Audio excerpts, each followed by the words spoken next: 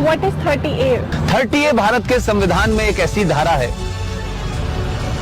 ये धारा ये कहती है कि हिंदू अपने धर्म की शिक्षा नहीं दे सकता, अपने कॉलेज में नहीं दे सकता, प्राइवेट कॉलेज में नहीं दे सकता, इसके लिए कॉलेज नहीं बना सकता, और जो सरकार के जो कॉलेजेस हैं उसमें नहीं दी जा सकती।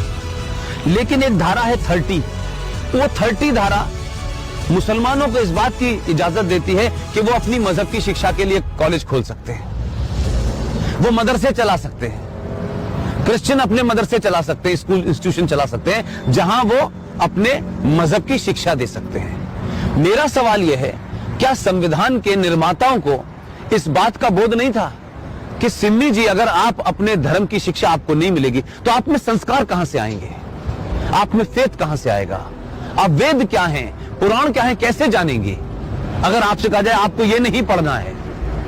और भारत में एक ऐसी सिविलाइजेशन जिसके 5000 साल का जो रिटन डॉक्यूमेंटेशन है, उसमें भारत का कोई भी आप दौर देख लें, कभी भारत की सनातन संस्कृति के मानने वालों ने दुनिया के किसी देश पे हमला नहीं किया।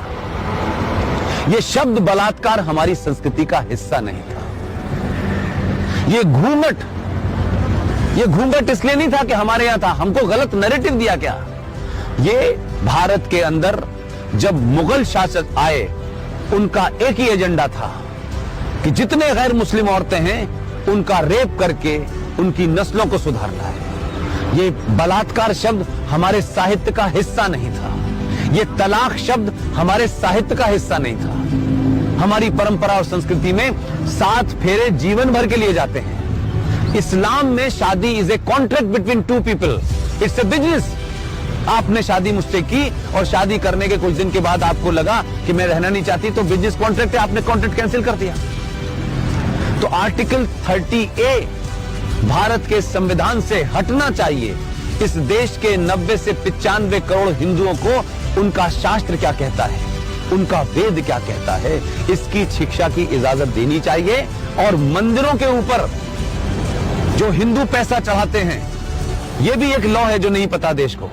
भारत के जितने भी मंदिर हैं उस पे जो पैसा चढ़ता है वो सरकार के खजाने में चला जाता है।